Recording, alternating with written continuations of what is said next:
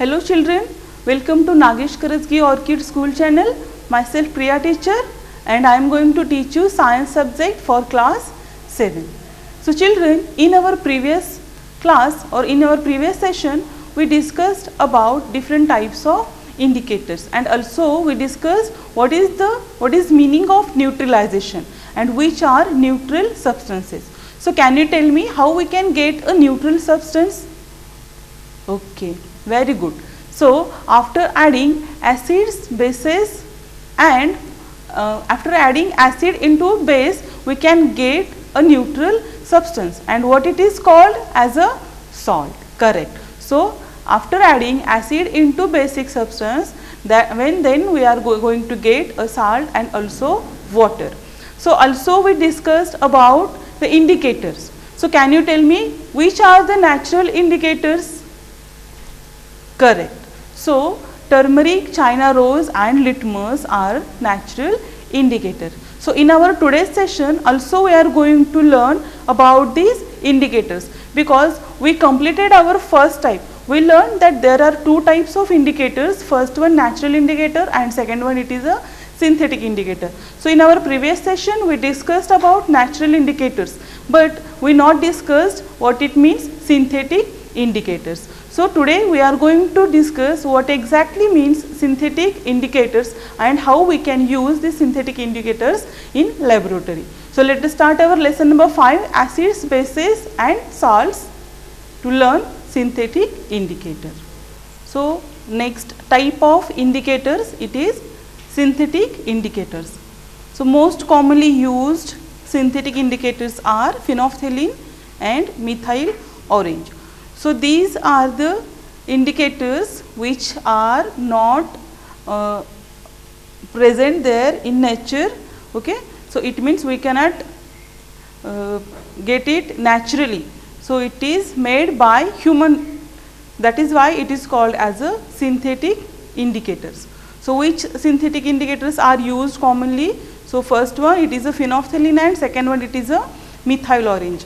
So these two indicators are mostly used in a laboratory for experiments.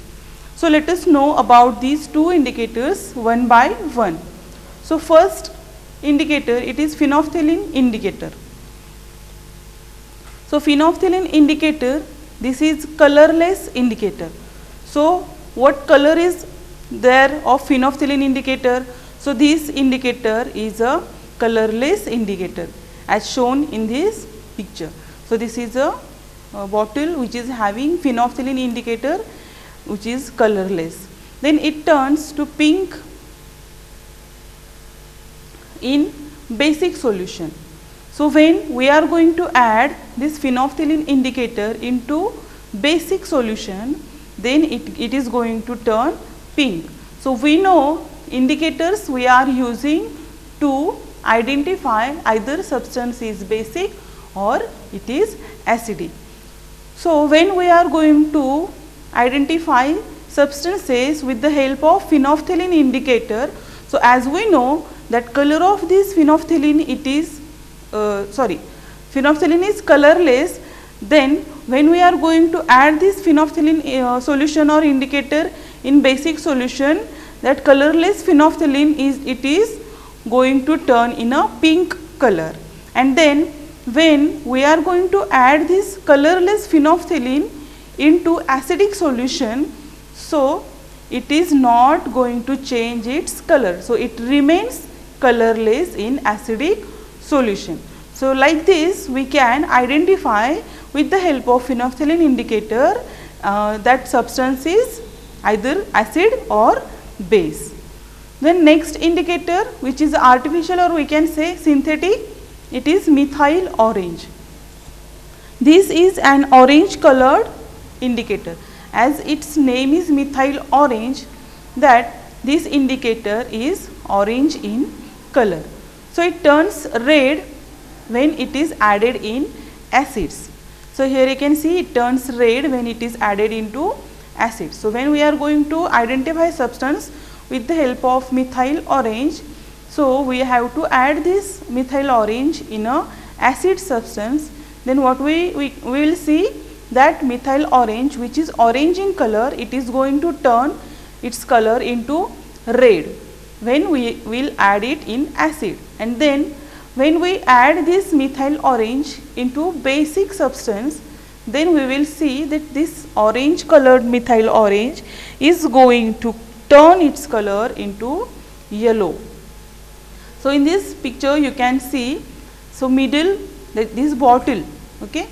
So this bottle, it is filled with methyl orange indicator, and here you can see this is a acidic substance and this is a alkali. Alkali, it means it is a basic substance or basic solution.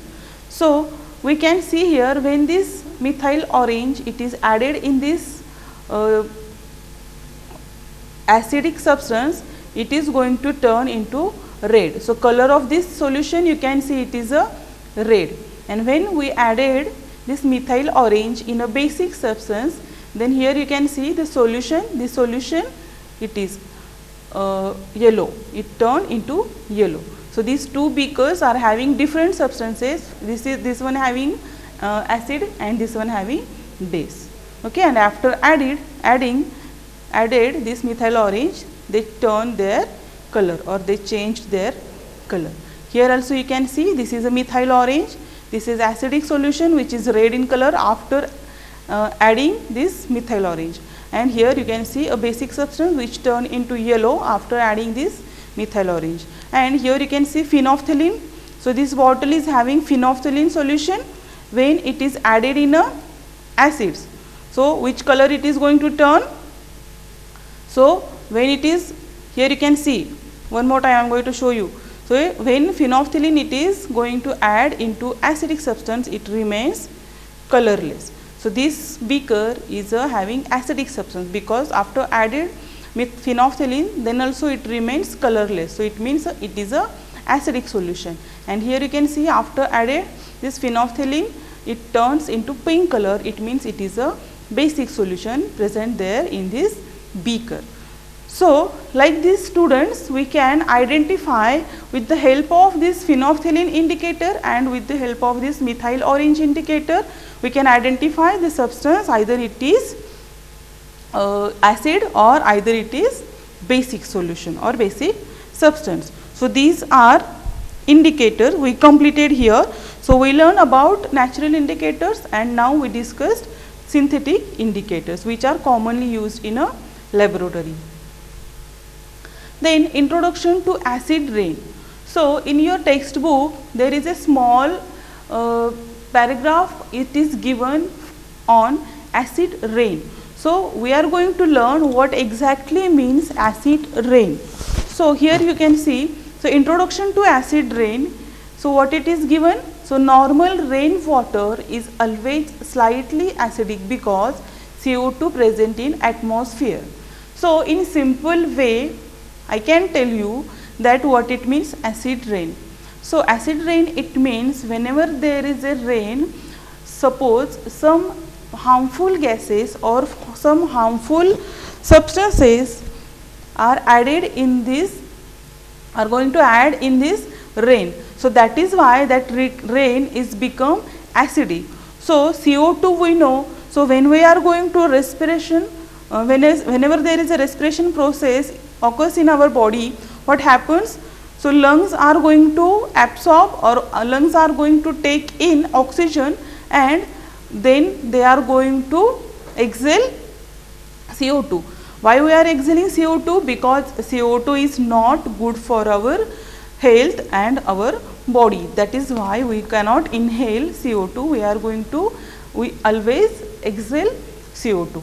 So suppose if that CO2 is added in this, or it is mixed with this rainwater which is present in atmosphere, it get dissolved in carbonic acid.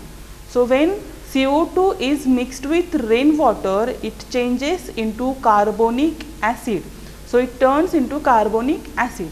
So this acid is harmful to human beings and also other animals and also for plants. So normal acidity of rainwater, it is 5.6. So it means whenever there is a normal rain, then also because of CO2, that rain is going to change into acid rain, and that acid rain, it is having normal acidity range which is 5.6. So we know what it is mean 5.6, it is a pH level. So it is below 7, so it is normally 5.6. So here it is shown in reaction H2O plus CO2, it is going to H2O, which is in the form of, in bracket it is given L.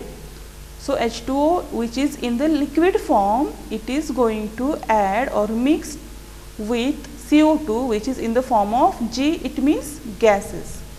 So H2O in the form of liquid, it is going to mix with CO2, which is in the form of gas, and it gives H2CO3. H2CO3, it is a carbonic acid, so which is a aqueous form, it means it is mixed with a H2O. Okay. So because of SO2, and so another example is given here, because of SO2 and here it is NO2 gases as pollutants in atmosphere, the pH of rain is further lowered to the 2.4. So it means pH of lower, it is low, pH of level of pH, it is lowered. It means that water or that solution or that substance, it is highly acidic. So and this type of precipitation is called as a rain. Okay. So whenever there is a there is mixing of SO2 and NO2 into the, these are pollutants.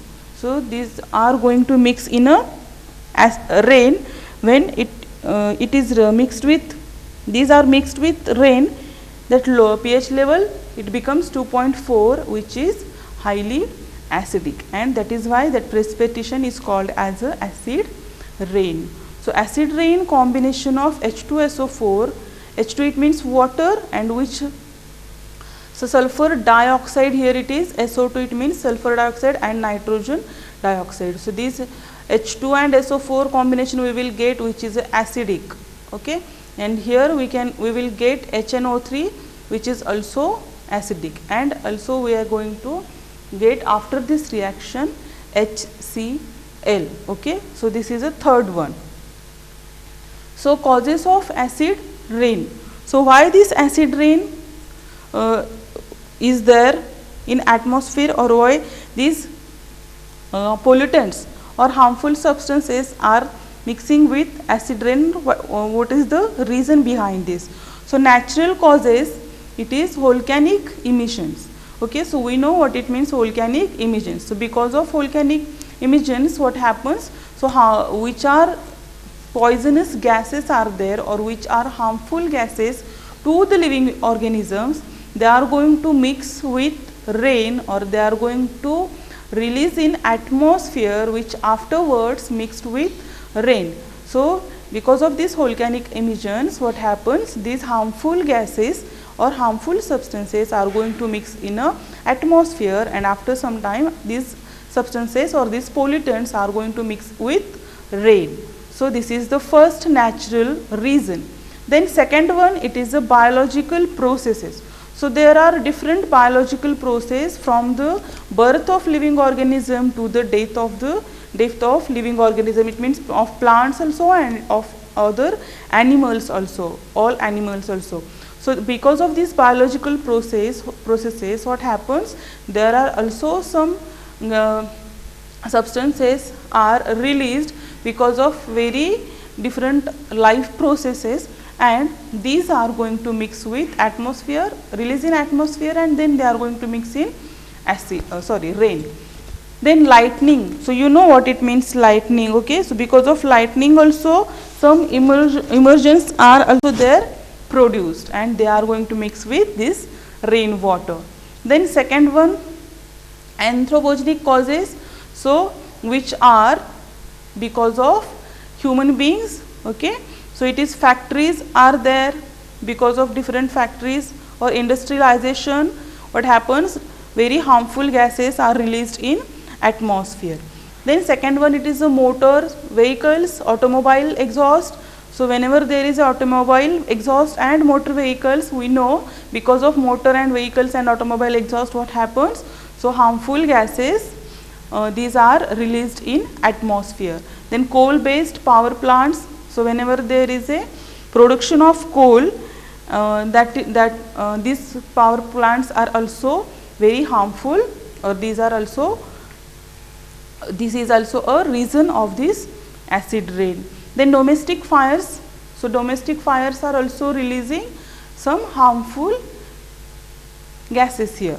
And smelters. Okay, so these are the reasons which are not natural. These are because of human beings. Okay. Then effect on buildings. So what happens because of these acid rains?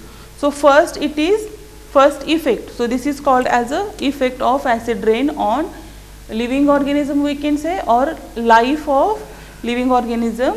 So on plants also and on animals also it is affecting. So causes extensive damage to, first effect it is on buildings. So causes extensive damage to buildings, structural materials of marble, limestone and slate. So these are marble, limestone, slate, these are the type of stones which is used to build this building, whatever type of building is there, which type of stone is used there. Okay. So these are the types.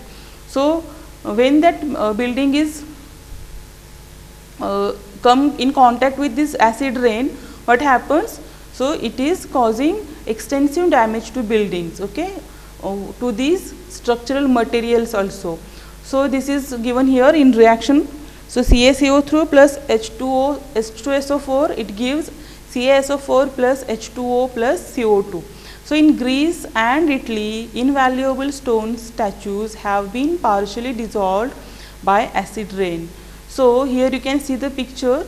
In 1908, this building is having this type of statue.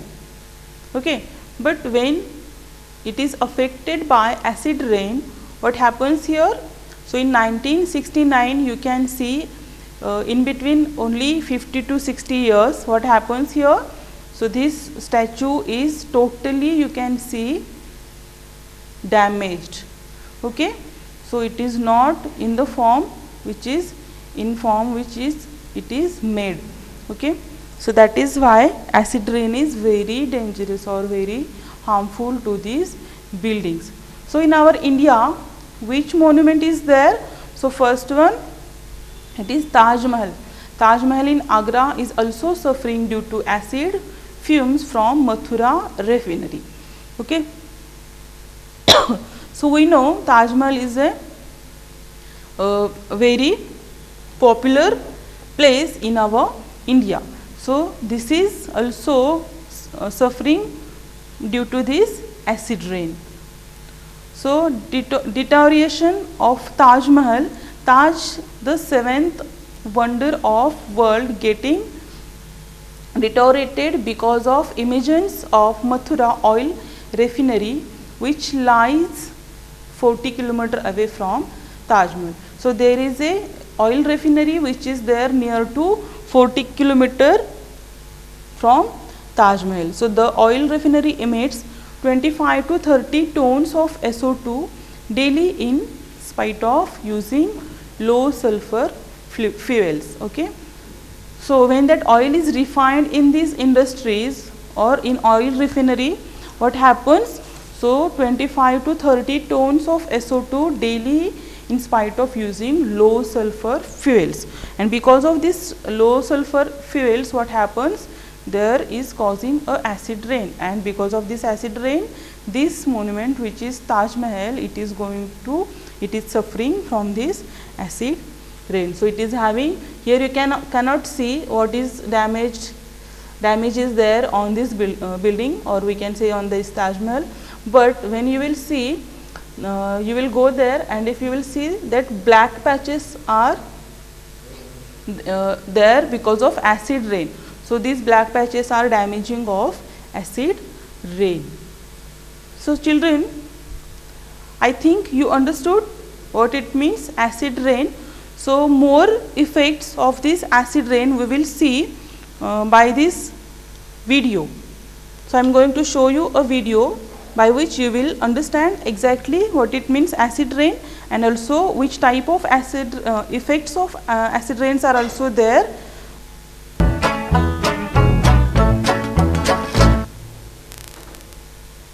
Mrs. Coco, what happened to these trees?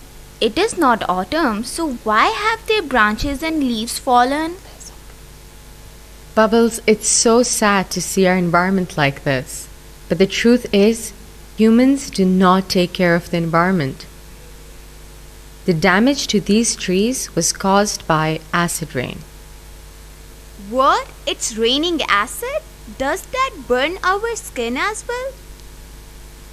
Calm down, Bubbles. Acid rain is harmful to the environment, but it isn't strong enough to burn our skin.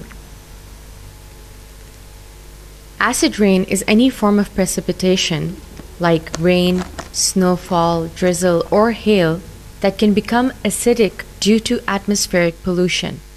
And this can result in harm to the environment. Let's take a closer look at the causes and effects of acid rain. Humans burn fossil fuels on a large scale to produce electricity and other industrial products. Fuel is also used in automobiles. Burning fossil fuels emits gases like sulfur dioxide and nitrogen oxides.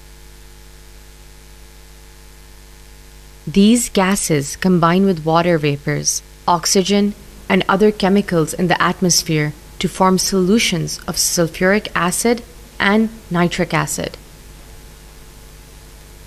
The wind can spread these gases across hundreds of miles, resulting in acid rain in more than one place. These acidic solutions fall onto the earth in the form of precipitation like rainfall, hail, or snowfall, thus creating acid rain. Mrs. Coco, acid rain does not only refer to rain, it also includes snowfall. You're right, Bubbles. Because it's called acid rain, people often think that it's the rain that is acidic. But acid rain can be in the form of snowfall or hail. Human activities are a major cause of acid rain, but sometimes acid rain can also be natural. Volcanoes also release some of the gases that cause acid rain. The environmental effects of acid rain are very harsh on plants, lakes, streams, and aquatic life. In crop fields, acid rain makes the soil acidic. This affects the growth of crops. Acid rain makes the water in streams and lakes acidic. When acid water flows through the soil, it washes aluminium from the soil into streams and lakes. This aluminium combination with the acid rain makes water toxic for fish and other aquatic animals. Overall, this disturbs the food chain, since living things depend on one another for food. Acid rain also has effects on human health. Our lungs can be harmed by the oxides of sulfur and nitrogen, resulting in respiratory system disorders. Acid rain has a corrosive effect on marble buildings and sculptures. This is so sad. I used to love rain. There must be some way to stop acid rain.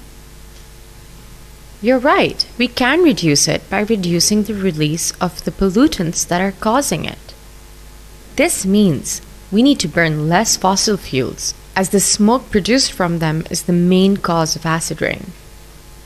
We should use alternative ways to generate electricity that does not harm the environment. This includes wind turbines and solar panels. We could also walk or travel around on bicycles when possible to reduce emissions from our vehicles. But even if acid rain could be stopped today, it would take many years for the environment to reverse its harmful effects. That doesn't mean we should stop trying, though. Let's summarize what we have learned today. Acid rain is any form of precipitation that becomes acidic due to atmospheric pollution. Acid rain is caused when sulfur oxides and nitrogen oxides mix with water vapors, oxygen, and other chemicals in the atmosphere to produce sulfuric acid and nitric acid. Acid rain can cause harm to the environment, mainly to forests and lakes. It can affect the growth of plants and aquatic life. Acid rain can be reduced if we burn less fossil fuels and use alternative methods such as generating electricity using wind turbines and solar panels, and riding bicycles where possible.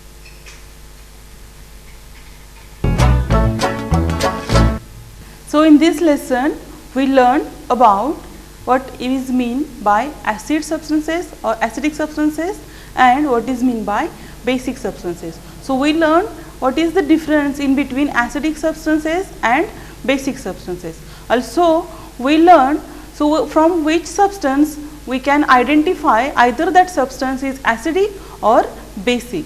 So we learned there are different types of indicators. These substances are called indicators which can identify that substance is either acid or either base. So these are called as indicators, and these indicators are classified into different types. So two main types are there. First one, it is a natural indicator, and second one, it is a synthetic indicator. So in natural indicators, we discussed about first indicator, it is litmus, second one it is a China rose, and third one it is a turmeric. So these three are natural indicators, and also we discussed how we can use these three indicators to identify any substance, either it is acid or base. And also today we learned about which synthetic indicators are there. So in which we learned that phenolphthalein and methyl orange are most commonly used synthetic indicators is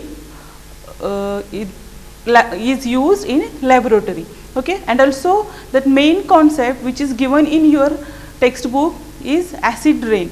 Also we discussed what it means acid rain, what is the effect of acid rain, and how we can take precautions to save ourselves from acid rain. So in this way, children, we completed our lesson number 5. So here we done with this lesson number 5, acids, bases and salts. Okay, hope you all understood all these concepts properly. So you have to study, you have to read at home whatever activities are given in your textbook, and if any doubts are there, you can ask me in doubt session. So okay, thank you.